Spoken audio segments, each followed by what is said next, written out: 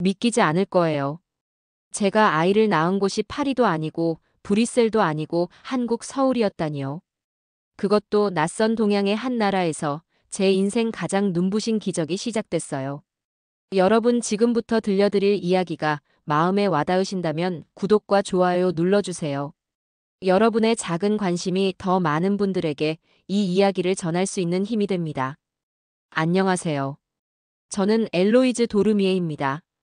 프랑스 외무부 소속 외교관이자 프랑스 대사관의 서울 파견 외교관으로 이곳에 왔습니다. 임신이 확정된 순간 제 주변 사람들은 하나같이 말했죠. 한국에서 아이를 낳는다고? 위험하지 않아? 하지만 제가 직접 겪은 한국은요. 그 어떤 유럽 국가보다도 섬세했고 따뜻했고 과학적이었어요. 서울 한강변 외교 아파트 단지. 조용한 밤이었고 겨울바람이 유난히 매서웠던 날이었죠. 그날 저는 제 아들을 안았습니다. 아기 울음소리가 공기 속을 가르며 퍼질 때 창밖으로는 하얀 눈이 내리고 있었고 그 장면은 아직도 제 인생 최고의 영화처럼 기억나고 있어요. 한국의 출산 시스템은 놀라웠어요. 프랑스에서도 의료 시스템에 대한 자부심이 강한데 이곳에서 제가 경험한 것들은 모든 고정관념을 무너뜨렸어요. 임신 초기부터 시작된 출산 클래스, 국가에서 제공하는 정밀 검진, 그리고 출산 후 산후조리원까지. 배려라는 단어가 이토록 세심하게 느껴진 건 아마 그때가 처음이었을 거예요. 제가 가장 감동했던 건 난임 치료 과정이었어요. 사실 저는 결혼한 지 8년이 지나도록 아이를 갖지 못했어요. 프랑스에서 수차례 시도했지만 결과는 늘 같았고 결국 아이 없는 삶을 받아들이려 했죠. 그런데 한국에 부임한 첫 해, 한 지인이 소개해준 서울 강남의 한 여성병원. 그곳이 제 인생을 바꿨어요. 검사, 상담, 진료. 모든 과정이 하나의 정밀한 시계처럼 돌아갔어요. 의사들은 진심으로 제 이야기를 듣고 간호사들은 눈빛 하나에도 응원을 담았죠. 외국인이라 불편하지 않으세요? 묻는 대신 당신은 우리 환자입니다 라는 따뜻한 시선이 늘 함께였어요. 6개월 뒤 저는 임신 소식을 들었고 그날 병원 복도에서 무릎을 꿇고 울었습니다. 한없이 낯선 나라에서 저는 제 아기의 심장 소리를 처음 들었죠. 그리고 저는 깨달았어요. 한국이라는 나라는 단지 기술 강국이 아니라 사람의 나라라는 걸요. 이런 경험은 저만 한 게 아니에요. 프랑스 대사관 내에서도 저와 비슷한 사례가 종종 회자됩니다. 특히 한국 여성전문병원이라는 단어는 이제 저희 사이에서 마치 하나의 상징처럼 쓰여요. 아직도 난임이면 한국 가봐야지. 이런 말 진심이에요. 한국의 공공의료 시스템은 단지 비용이 저렴하다는 이유만으로 감탄을 받은 게 아니에요. 그 안에 담긴 인간적인 존중, 따뜻한 응대, 그리고 무엇보다도 함께 해주려는 마음이 저희 같은 외국인에게도 그대로 전해졌거든요. 서울. 처음엔 그냥 근무지였어요. 하지만 지금은 제 아이가 태어난 도시이자 제가 진짜 엄마가 된 도시예요. 이제 저에겐 하나의 소망이 생겼어요. 언젠가 제 아이가 컸을 때 제가 겪었던 한국의 따뜻함을 이야기해주고 싶어요. 그리고 말할 겁니다. 너는 한국에서 태어났단다. 아주 특별한 나라에서. 아이는 빠르게 자라기 시작했고 제 일상도 다시 분주해졌어요. 아이와 보내는 시간은 너무 소중했지만 동시에 저는 다시 외교관으로서의 책임도 다해야 했죠. 그러던 어느 날 대사관에서 점심 모임이 있었어요. 그 자리에서 프랑스 대사 부인이 제게 살짝 다가와 조용히 말하더군요. 엘로이즈, 아이 돌보는 문제 혹시 시터 구했어? 정말 괜찮은 한국인 시터 명단이 있는데 줄까? 사실 처음엔 반신반의했어요. 제가 아는 한국 엄마들은 대부분 일을 하면서도 육아를 완벽하게 해내는 분들이라 시터라는 개념이 프랑스와는 조금 다르게 느껴졌거든요. 그런데 그 부인의 표정에는 단순한 추천 그 이상이 담겨 있었어요. 이건 당신의 삶을 바꿔줄 소중한 정보야라는 듯한 확신이요. 명단을 받고서야 저는 비로소 알게 됐어요. 서울 강남의 외국인 커뮤니티, 특히 외교관이나 대기업 주재원들이 몰려 사는 지역에선 한국인 시터가 마치 블랙핑크 콘서트 티켓처럼 귀하다는 사실을요. 커뮤니티 사이트엔 한국 시터 구합니다라는 글이 수두룩했지만 대부분 답이 없었어요.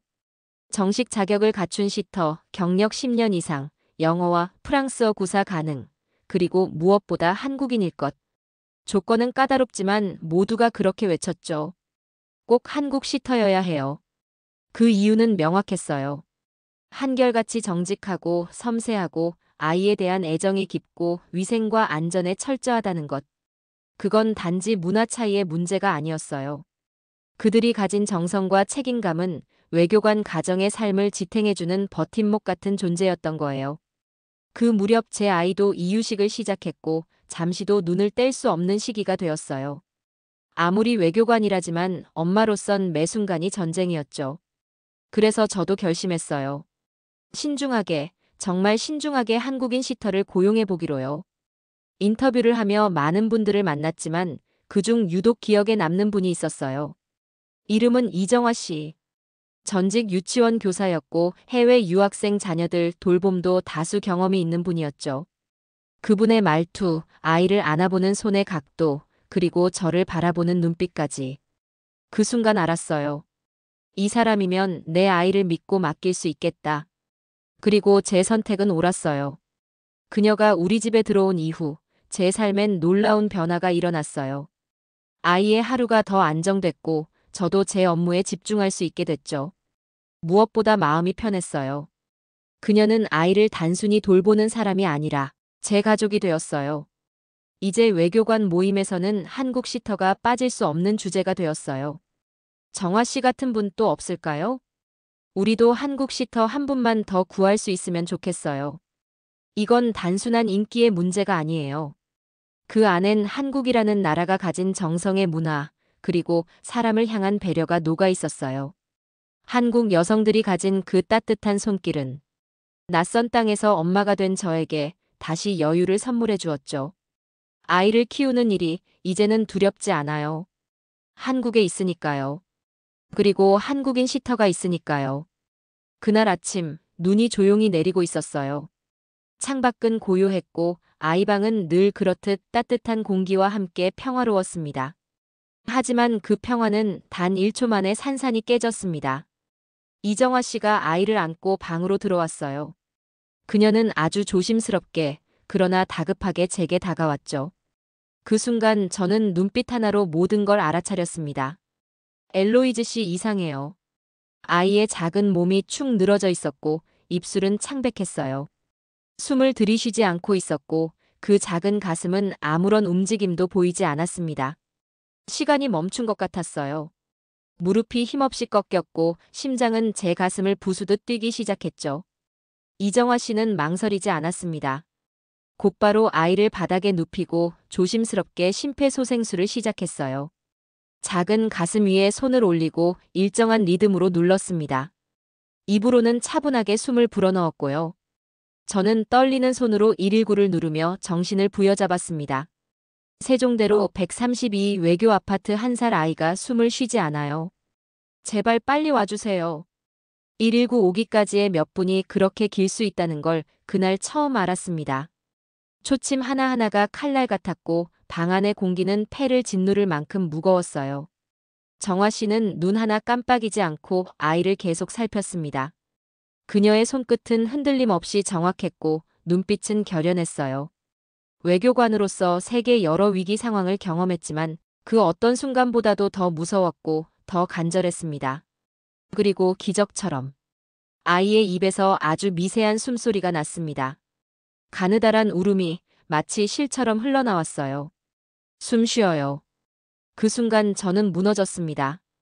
정화 씨도 조용히 눈물을 떨궜습니다. 말없이 서로를 바라보았고 그 안에는 수많은 감정이 뒤섞여 있었죠. 곧이어 구급대원이 도착했고 아이는 응급처치를 받은 후 병원으로 옮겨졌습니다. 다행히 생명엔 지장이 없다고 했고 일시적인 호흡 정지 현상이었다고 설명해 주었어요. 하지만 저는 압니다. 그날 정화 씨가 없었다면 결과는 완전히 달랐을 거예요. 그녀의 침착함, 전문성, 그리고 내 아이처럼 돌보는 마음이 우리 아이를 살린 것입니다. 그날 이후 저는 그녀를 단순한 시터라고 부를 수 없게 되었어요. 그녀는 이제 우리 가족이 되었고 제 삶을 다시 세워준 사람이 되었어요. 한국인 시터에 대한 소문이 왜 외교가에 퍼졌는지, 왜 그토록 귀하게 여겨지는지 이제는 절절히 이해할 수 있게 되었어요. 이 나라는 기술이나 경제로만 강한 게 아니었습니다. 사람을 살리는 손길, 위기에서 빛나는 마음, 그 모든 것이 한국이라는 나라를 움직이고 있었던 거예요. 그날의 눈은 아직도 기억나요. 창밖은 조용히 하얗게 내려앉았고 그 안에서 누군가는 아주 조용히, 아주 위대하게 한 생명을 지키고 있었습니다. 그리고 저는 그날 이후로 다시는 한국을 이전과 같은 눈으로 볼 수 없게 되었습니다. 아이가 병원에서 회복한 이후 저희 부부는 많은 고민을 했습니다. 정화 씨는 위급한 순간에 아이의 생명을 구했지만 장기적으로 함께하기엔 건강상의 사정이 있었어요. 정화 씨의 손을 잡고 감사 인사를 전한 뒤 우리는 다시 새로운 시터를 찾기 시작했어요. 하지만 이번에는 기준이 완전히 달라졌습니다. 우리는 이제 단순한 돌봄이 아닌 교감이 가능한 사람을 원하게 되었어요. 그렇게 만나게 된 사람이 바로 김윤정 씨였습니다. 첫 만남부터 무언가 달랐습니다. 차분하고 단정한 인상, 짧고 단호한 말투 속에 따뜻함이 배어 있었고 아이를 마주하는 순간의 눈빛은 마치 오래전부터 알고 지낸 사람처럼 다정했어요. 그녀는 서울대학교 유아교육과를 졸업한 교육 전문가였고 외국 대사관 가족을 위한 교육 돌봄 프로그램에서도 수년간 일한 경험이 있었어요. 하지만 학력이나 이력보다도 저희를 놀라게 한 건 그녀가 아이를 바라보는 방식이었습니다. 아이가 웃으면 같이 웃고 아이가 말없이 조용해지면 먼저 다가가 부드럽게 손을 잡아주는 그녀의 모습은 교육이 아닌 마음에서 나오는 돌봄이었어요. 가장 인상 깊었던 건 아이의 하루 일지를 꼼꼼히 작성하는 모습이었습니다. 오늘 오전 10시 수면 시간 45분. 기상 후 물 150ml, 바나나 3분의 1개 섭취. 기저귀 교체 3회. 오후 산책 중 개를 보고 웃음소리 3회. 하루하루가 숫자와 감정, 상황으로 기록되어 있었고 그녀는 아이의 미세한 변화까지 파악하며 스스로를 점검하고 있었어요. 남편과 저는 일지를 읽으며 눈시울이 뜨거워졌습니다. 이건 직업이 아니라 헌신이었습니다. 아이를 사랑하지 않고서는 절대 할 수 없는 일이었죠. 저희는 고민 없이 결심했습니다. 윤정 씨, 우리 가족이 되어주세요. 그녀는 잠시 놀란 듯 했지만 곧 고개를 숙이며 조용히 말했습니다. 네. 저도 그렇게 생각하고 있었어요. 그날 이후 윤정 씨는 단순한 시터가 아닌 아이의 두 번째 엄마가 되었습니다. 아이는 윤정 씨만 보면 웃었고 저희 부부도 어느 순간부터 그녀와 함께하는 일상의 안정을 느끼기 시작했어요. 가장 기억에 남는 순간이 있습니다. 아이의 첫 생일이었어요.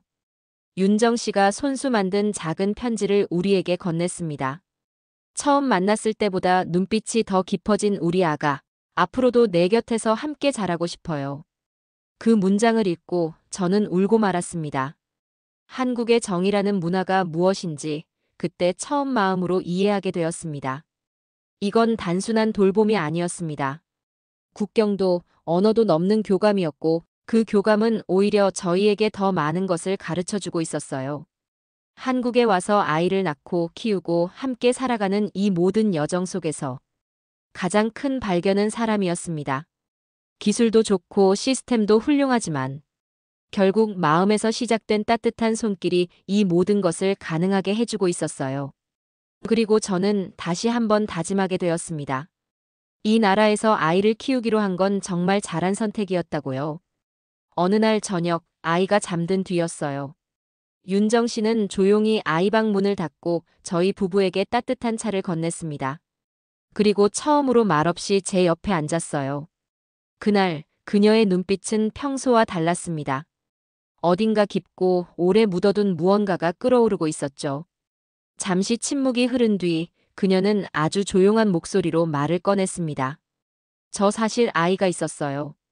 그 한 문장이 공기처럼 가볍게 흘러나왔지만 방 안의 공기는 무겁게 가라앉았어요. 윤정 씨는 이혼 후 미국으로 유학을 떠났다고 했습니다. 그곳에서 혼자 아이를 키우며 공부를 병행했다고 했어요. 그리고 어느 겨울 아침 아이가 갑작스럽게 세상을 떠났다고 했습니다. 감기인 줄 알았던 고열이 뇌수막염이었고 손 쓸 틈도 없이 떠나버렸다고요. 저는 아무 말도 할 수 없었습니다. 그녀는 아주 담담하게 이야기했지만 그 담담함 속에 깊은 절망이 묻어 있었어요. 그녀는 미국 병원의 복도에서 손에 쥔 작은 양말 한 켤레만 남긴 채 아이를 떠나보냈다고 말했습니다. 제가 무너져선 안 된다고 생각했어요. 그 아이가 너무 짧게 왔다 간 생명이니까 저라도 똑바로 살아야 한다고요. 한국으로 돌아온 후 그녀는 결심했다고 했습니다. 앞으로 만나는 모든 아이를 내 아이처럼 보살피자. 그게 자신이 살아갈 이유가 되었고 사명처럼 여겨졌다고요. 그 말을 들은 순간 저는 그녀가 왜 매일 아이의 눈빛을 기록하고 잠든 아이의 손을 몇 번이고 다시 덮어주는지 알게 되었습니다. 그녀에게 돌봄은 일이 아니었습니다. 잃어버린 생명을 대신해 쌓아 올린 마음이었고 다시 누군가의 엄마가 되기 위한 조용한 기도였습니다. 그날 밤 남편과 저는 오래도록 말없이 그녀 곁에 앉아 있었습니다. 저는 윤정 씨의 손을 잡고 아주 조용히 고개를 끄덕였습니다. 말이 필요 없었습니다. 그녀의 진심은 이미 우리 가족 모두에게 닿아 있었고 우리는 그 진심을 믿고 있었으니까요. 그 이후로 우리 가족은 변했습니다. 아이는 윤정 씨를 보면 엄마라는 말 다음으로 먼저 그녀를 찾았고 저희 부부 역시 그녀를 시터로 부르지 않았습니다. 우리에겐 이미 가족이었고 그녀의 상처는 더 이상 혼자만의 짐이 아니었습니다. 저는 그날 이후 한국이 가진 특별한 문화, 정이라는 감정을 더 깊이 이해하게 되었어요. 말하지 않아도 보이지 않아도 마음이 먼저 닿는 힘. 그게 바로 윤정 씨가 저희에게 보여준 진짜 한국인의 모습이었습니다. 어떤 나라의 사람도 완벽하진 않겠지만 이 나라엔 적어도 사람을 품을 줄 아는 따뜻함이 있었습니다.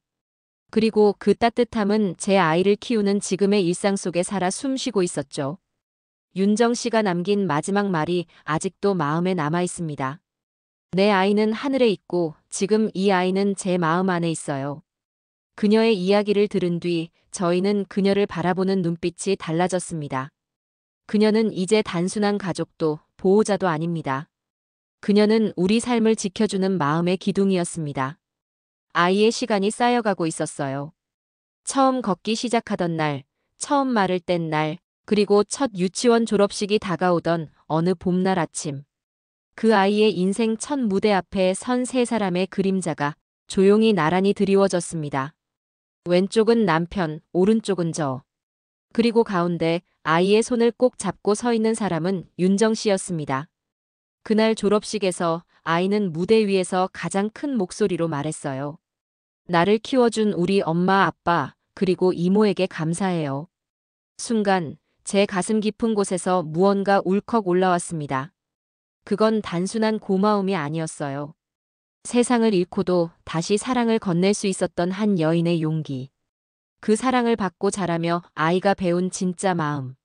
모든 순간이 지금 이 자리로 이어져 있었던 것이었습니다. 졸업식이 끝난 뒤 윤정 씨는 말없이 아이의 손을 잡고 걷고 있었어요. 햇살이 그녀의 어깨 위로 조용히 내려앉았고 그 모습을 보며 저는 결심했죠. 우리는 이제 어디든 함께 가야 합니다.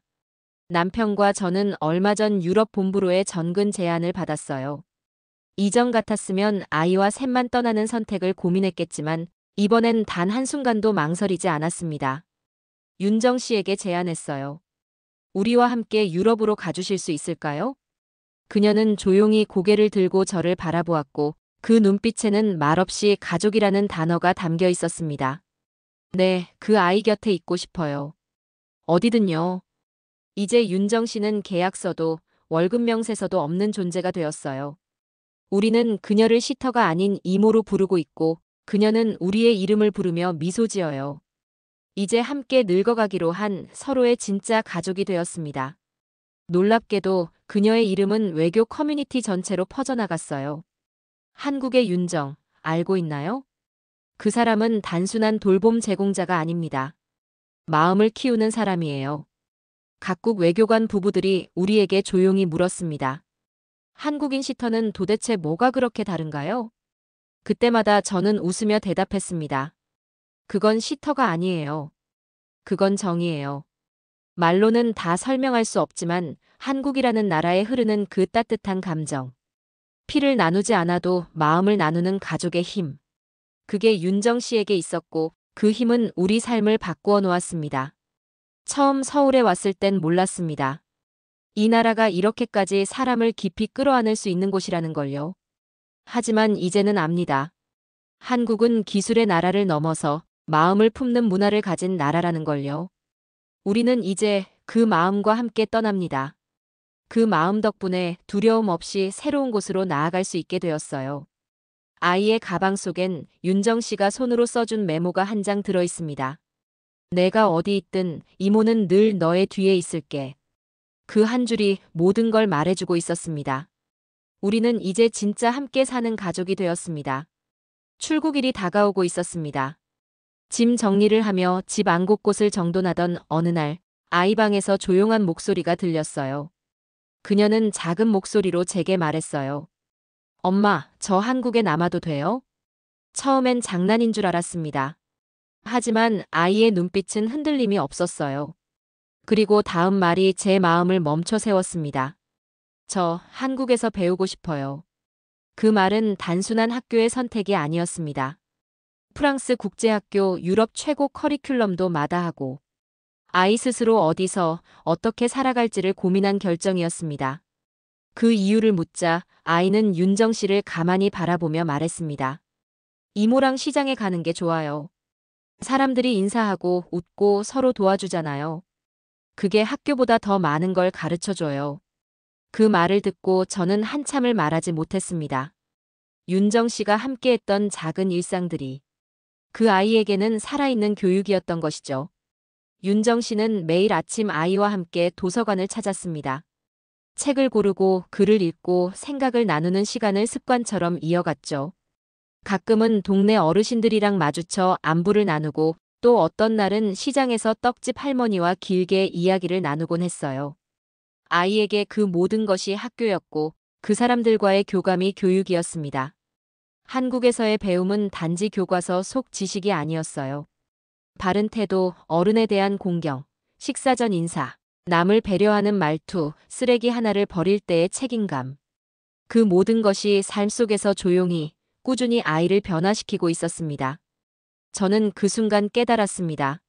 한국은 단지 공부를 잘하는 나라가 아니라 사람을 키우는 나라라는 걸요. 엘리트 교육보다 더 값진 것, 그건 사람이 사람을 어떻게 대하느냐를 가르치는 문화였습니다. 윤정 씨가 아이에게 전해준 말 한마디, 손짓 하나, 표정 하나가 모두 교육이었고 그 진심이 아이에게 깊이 닿은 거예요. 외교관 커뮤니티는 놀랐습니다. 프랑스 아이가 한국 유학을 선택했다고요? 그건 정말 드문 일이에요. 저는 조용히 고개를 끄덕였습니다. 그렇죠. 하지만 제 아이에겐 가장 자연스러운 결정이었어요. 한국의 도서관, 시장, 공원, 작은 초등학교, 그리고 윤정이라는 사람이 그 아이의 삶을 가르쳐주고 있었으니까요. 그날 밤 아이의 책상 위에는 윤정 씨가 써준 짧은 메모가 놓여 있었습니다. 세상에서 가장 아름다운 공부는 마음을 배우는 거란다. 그 글을 읽으며 저는 또 한 번 울컥했어요. 한국은 그렇게 조용히 사람의 마음을 키워내는 나라였습니다. 이제 저는 확신할 수 있었습니다. 이 작은 나라가 왜 전 세계에서 인정받는지, 왜 그토록 많은 외국인이 이 땅에서 감동을 받는지, 그리고 왜 제 아이가 이 나라에서 계속 배우고 싶어 하는지. 그건 단지 교육의 방식 때문이 아니라 사람을 대하는 깊이와 품이 남다른 문화 때문이었습니다. 김윤정 씨의 이름이 이제는 우리 가족을 넘어 전 세계 외교가에서도 들려오고 있습니다. 처음엔 단지 좋은 시터로 시작된 이름이었지만 그녀의 돌봄 방식은 어느새 하나의 교육 철학으로 불리고 있었어요. 얼마 전 일본 외무성의 한 고위 외교관 가족이 서울에 도착했어요. 단기 체류를 목적으로 왔던 그들은 한국의 도로 인프라와 병원 시스템, 무엇보다도 유치원과 초등학교에서 경험한 따뜻한 교육 환경에 크게 놀랐다고 했습니다. 그들은 이렇게 말했어요. 한국은 시스템이 사람을 돌봅니다. 하지만 더 중요한 건 사람이 사람을 돌본다는 사실이죠. 그 말은 윤정 씨가 제게 처음 보여주었던 진심과 똑같은 결이었습니다. 정이라는 말은 사전에만 있는 단어가 아니었습니다.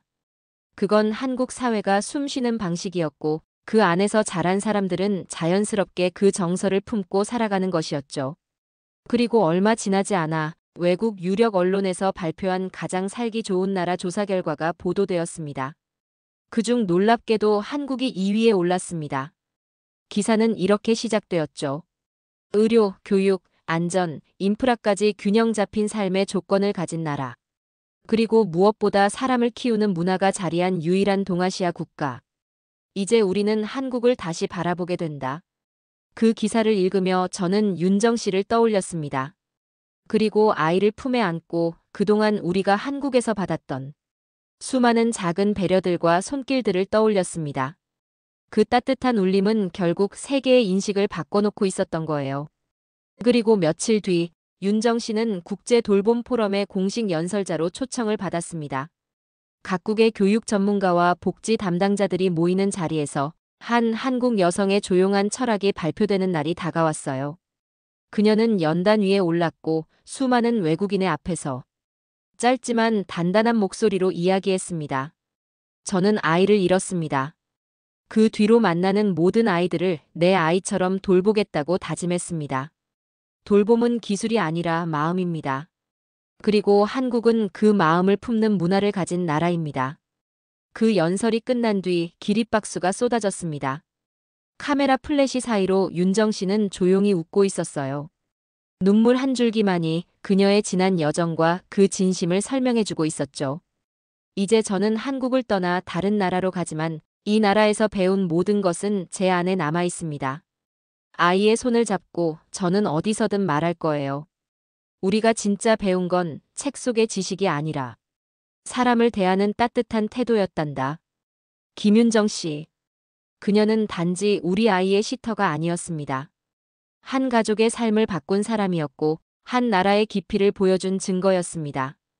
이 이야기는 단지 한 가정의 감동적인 기록이 아닙니다. 작은 손길에서 시작된 정성이 한 사람의 삶을 바꾸고 한 나라의 인식을 바꾸는 힘이 되었죠. 지금 이 순간에도 세계를 놀라게 하고 있는 건 놀라운 기술도 높은 건물도 아닌 사람을 향한 따뜻한 진심입니다. 그리고 그 진심이 바로 한국에 있습니다.